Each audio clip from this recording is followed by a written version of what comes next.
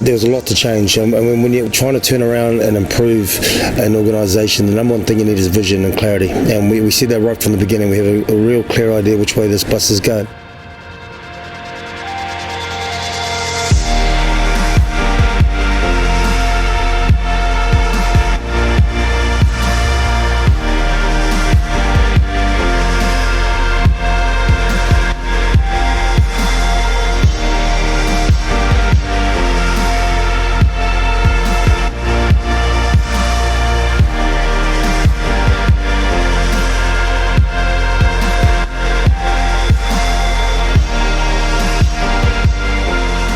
When I signed for Bristol, I signed up to sort of go through the transition with them and to try and use all my experience to help them get where they want to be. The first year for me was very disappointing. It was a tough season. I think we went through 3 head coaches. We obviously got relegated, and we're sort of at a place, a crossroads, where it's like, well, this wasn't what I signed up for. Where do we go from here? And then obviously Pat and all the other coaches came in and sort of give us a real clear direction where the club wants to go, how we're going to get there, and it's just kept rolling from there. And I think you see in our performances on the field what a tight knit group we are, and I think the club can go from strength to strength.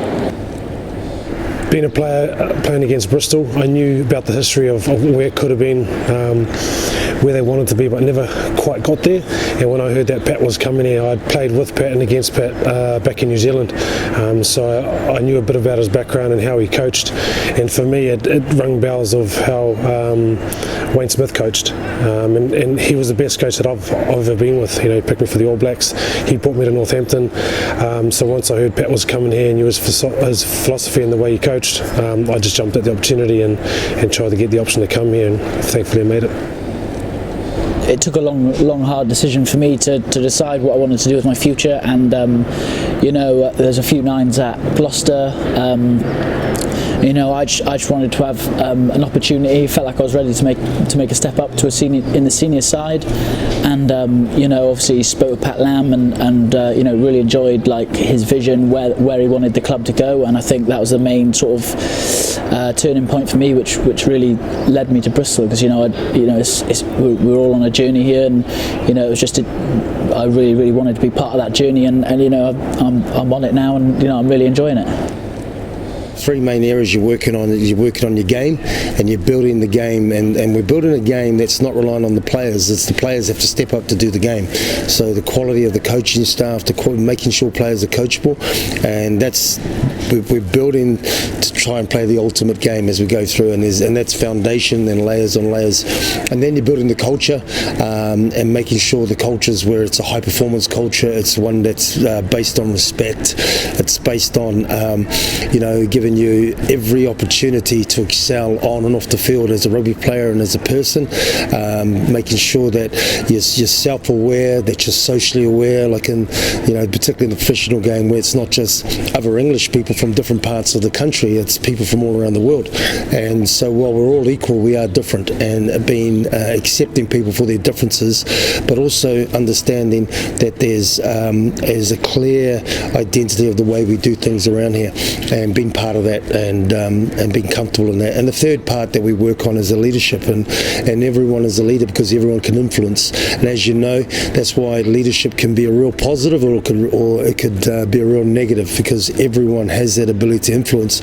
And through the culture and through the game and through vision, the leadership, people grow in their leadership towards the positive, because they just want to excel. And then also through recruitment and retention, making sure you got the right people, and I'm talking about staff and players. And if we got all that mixed together, it just accelerates that journey closer and closer to where we want to go.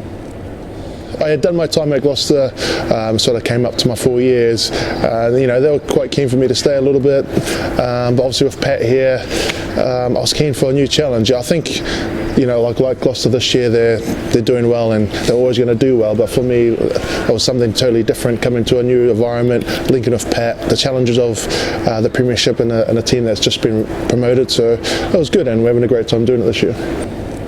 Obviously, when he first came back, started coaching, I was only sort of 1 or 2 years into it. So I think he did a lot for us. Like back then, we had some good times with the ITM Cup or the NPC back then, good success, and then obviously into the Blues. And obviously, he was there my last year when we made the playoffs. Obviously, I was sad to leave, but obviously, had gone on to new things with Ulster. 2 years later, he's in Ireland as well, coaching Connacht. So I'll see him twice a year. So that was quite funny. And then again, like I've moved to England playing, and then he's jumped on board too. So rugby's a small place in a big world, so it's nice to link up and sort of be able to go underneath him again and finish my sort of later years off. I think as a Kiwi coming from New Zealand, we just tried to, I think firstly coming here, we tried to earn our respect. You know, we're in a different country, and for us when we leave New Zealand, it's leaving what you were behind and starting all over again, which is an exciting thing in its own, because you know, when you've got to start again and prove yourself from the start, I find it makes you a better player as well, and to adapt to a different culture, and also just trying to work with the people we have over here and mixing what we've learned and bringing it all together as one, so we can function together. And in New Zealand, it is really like a big family. You know, whether you're a player or supporter, family members, we try to treat everyone as one, and that's the thing that we try to bring in when we come from New Zealand to Europe. Pat's a unique person, and the amount of work that he takes on, the workload he does. He's here early in the morning. He's one of the last people to leave here, and he often heads off to clubs and to do talks and to do everything. He's got a big drive inside him to do well and to inspire people to do well, and that's infectious around a club like this, and that's infectious around the players. And we are tough, and he is tough on everyone, tough on the coaches, tough on the players, but it's expectations, and if he didn't think you were able to do it, he wouldn't put that expectation level on you, and you've got to learn quick, and that's the big thing. And we constantly change, and we constantly strive to get better, and Pat's the leader of that and drives that. And culturally, we put a lot of work into relationships on and off the pitch, and Pat's a big believer in that, and I suppose that comes from him being from a big family from Samoa and New Zealand. You've got a lot of people in your family, and the bigger it is, the harder it is to connect to everyone. And in a rugby club, you've got a lot of people here. It's not just the players on the pitch, and you've got to make sure that you're culturally again all connected to each other. From the rugby club's perspective, Pat puts a lot of faith in every different part of the rugby club, every team that makes up the rugby club. So from a media team's perspective, he understands that, you know, we like to think we know what we're doing, and he puts some trust in that. And you know, if we go to him and say, look, Pat, I'm going to stick your head on Mr. Bean dancing around in the street, he'll kind of go, all right, okay, why? I'll explain, you know, the benefits of it, and he'll roll with it. And it's that kind of, I think it's the trust and faith that they put in you to produce stuff that's going to be beneficial for the club in the long run, whether that's it sells more tickets or it gets the players more enthused about, you know, about the game coming up that weekend or whatever. It's really nice that you know, the powers that be, the people a bit further up the chain, value what you're doing and understand what you're doing and kind of let you get on with it. We've been offered a really good opportunity with the rebrand, I think, first and foremost, by having effectively turned Bristol Rugby into a much more exciting and much more new age rugby club. It's afforded us the opportunity to have a bit of fun and push the boundaries a little bit.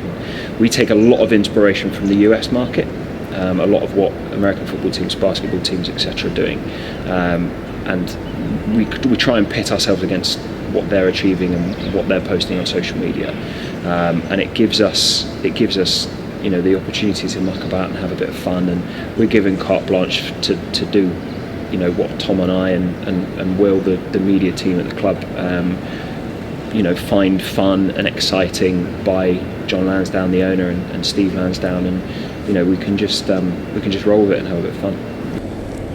The biggest thing for me is it's all about us. It's not about me. It's about team, and also within that, it's about the coaching staff, the S&C, the admin. You know, it's all of us, and also the town. It's about our community as well, and that's what brings us tighter and makes us work harder. Because it's all about us being together and, you know, inspiring our community, and that's done by us all working as one. You can't just have superstars, and you can't perceive superstars. You've got to fill in talent with younger players to have players that will be here for 10, 12, 14 years. You've got to have local players that care about the place and that their best interests, and then you've got to sprinkle that angel dust or sparkle that dust on the top that bring that creativity and bring that I suppose spark to everything. But you can't have 15 spark players. You have to have workers. You have to have players that have drive to want to play for England, want to play for their country, and you've got to get the balance right. And I think we haven't got there exactly yet, but we're working on it all the time. And there's some great success stories that have come into the club this year. Harry Randall is one, Pierce O'Connor, the two Jakes in the front row. I could name loads more. So and I think there's a few of them who will still get better and have a lot more to achieve. And I think we'll be in a better position next year when all those young players that came in this year are a year under their belt of the Premiership. So it's exciting going forward. Well, obviously, you know, his vision is to inspire the community through rugby success. So, you know, I think that's just a massive part. You know, I enjoy like the community. You know, the fans are massive to us, and like he just wanted to be a Champions Cup team. So, and I think that's a massive. You know, I think every player playing out there wants to play at the highest level, and the Champions Cup is probably the highest club level out there. So, you know, I think that was a massive thing as well, and I think, you know, bear in mind just come up from the Championship, you know, I think it was, you know, it's a massive step for us to come up and try and make the top six to be, and I think it's something that everyone in the club believes that we can do, and like I said, we're on that journey to get there, and yeah, and it's really exciting. I think everyone's just connected into the same goal and pulling in the same direction. You know, I think everybody's been in cultures and teams where you've got good players, but it's just not happening for you because not every single person is buying in. And I think that's one of the big things that Pat said straight from the off. You're either on the bus or you're off it. You know, so he wants guys who are all pulling for the same goal and going in the same way. And I think we have a lot of that here, and everybody's bought in really well. And it's about sort of making relationships off the pitch, so when we're on it and we have a good win or we're going through tough times, it's a lot easier to take, and the good times are a lot better because it's more personal for you. The size of the squad that we have, you know, 40 plus players when everyone's fit, that's a lot to manage. So obviously there's only so many coaches, there's only so many things they can do, so obviously a lot falls on the leaders, and you know, like we've got Craner here, he's done it for a long time, obviously myself, got Tussi, Siali, Mad, so there's a lot of boys that we can go to, and I think we've got a good balance, you know what I mean, like not all of us know. Everyone just can't say their piece every training. We'll be there for half an hour talking. So I think we've got a good balance and good feeling from each other.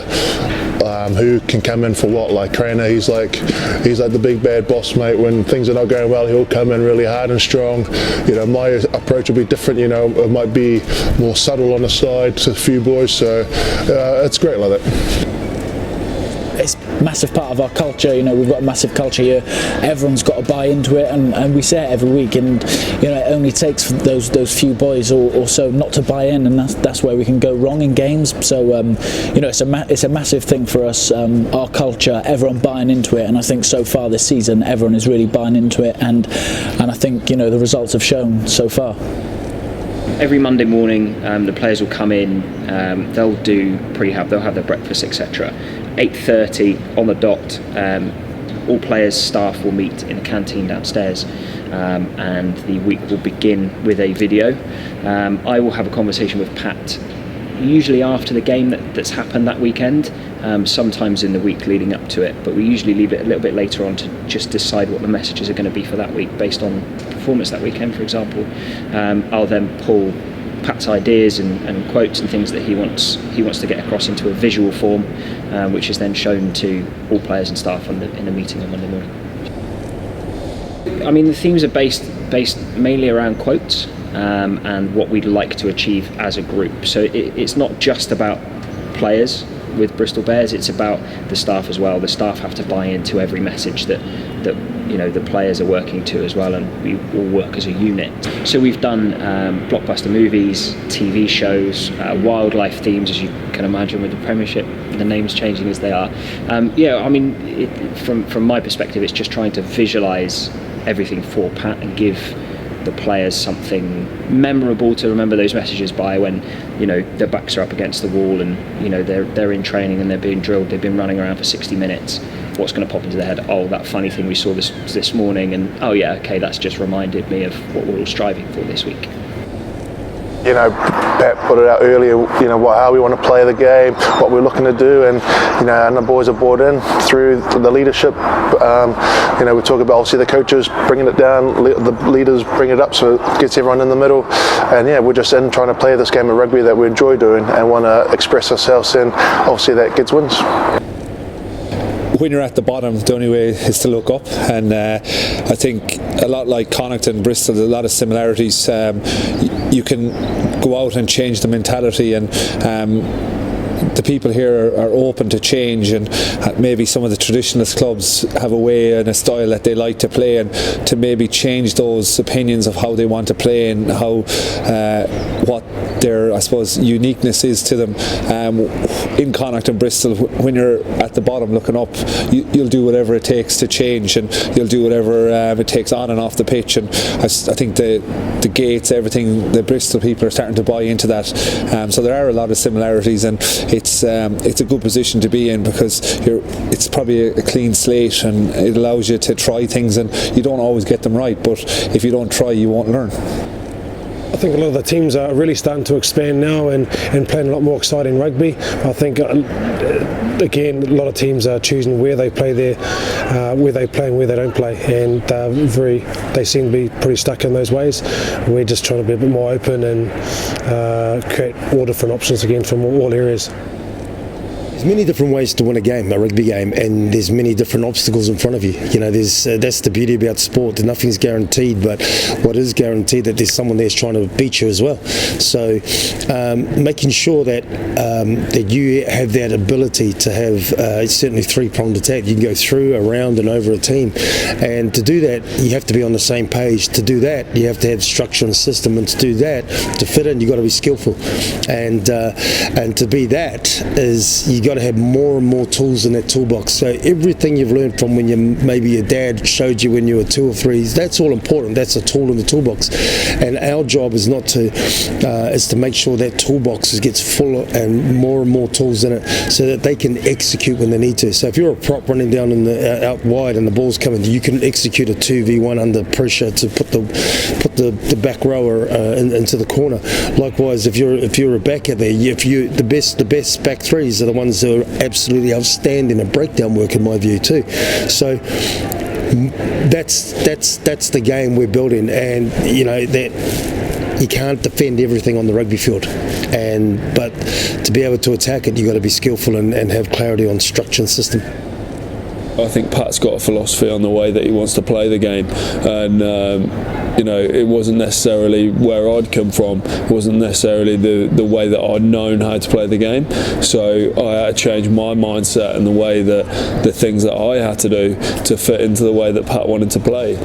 And I think as we've gone along, we're sort of 18 months into this. I think obviously Pat's changed a little bit in terms of set piece and things like that, because that's the way the English game is, and we need that foothold in the game to be able to play the style that he likes.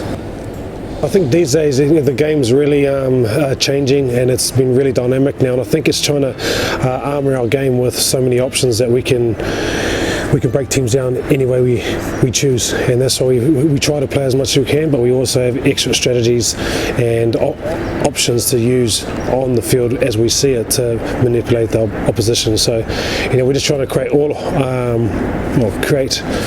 more opportunities for ourselves to beat these teams by every different scenarios. Not just trying to stick to one sort of structure, because the way the defences are getting these days, it's really shutting teams down. And if you limit yourself to one or two things, then I don't feel you're really going to get better or climb higher up that table. before you're a team, you're an individual, and if you can tick that right box on how that individual needs to function and what he needs to do to drive his standards, then collectively it's going to make it easier and make the team function better. So we work on trying to give everyone the skill sets that they need for their position first and be the best that they can at that, and then collectively it'll all come together. I think a lot of teams look at us and think run, but there's a lot more behind the scenes work to it than that. So as long as everyone involved in this club knows what we're trying to do and trying to achieve on the field, then I think we'll get to the right places where we want to, and I think that's the most important thing. Like, a lot of people outside are concerned about the way we play and sort of are, need to kick more, whatever. But we've got strategies where we can exit and sort of all sorts of things like that. So like I said, as long as everyone in this club believes where we're going, and I think we'll be there. Obviously, you got Bruce driving the skills hard, and we've got some quality players who can really help facilitate the game plan. Ian Madigan runs that really well, same as Callum Sheedy when he gets his opportunities. We've got great players who can execute what Pat wants, and it's under no certain terms. Everybody needs to know their role and execute that on the field. I think we're going to be, a team that is always in the Champions Cup, that we're challenging for trophies. We're going to have a team that's going to have England players coming through because our rugby program is very successful and people want to be part of this. And then we're going to have Bristolians coming through. So that's our main thing. And through all of that, we're inspiring kids to play rugby. We're inspiring kids to, in the southwest, go, actually, I want to go to Bristol. I don't have to go to Bath. I don't have to go to Gloucester. So I want to go to Bristol. I want to play for the Bears. And that's what we're trying to do. And also make sure that this club is not reliant on any individual, that this doesn't become about Pat Lam or Charles Piatow or Jordan Crane. It's a structure that's in place that anyone comes and goes, the next person comes in and adds their personality, their flavour, their energy to it, and the bus keeps going.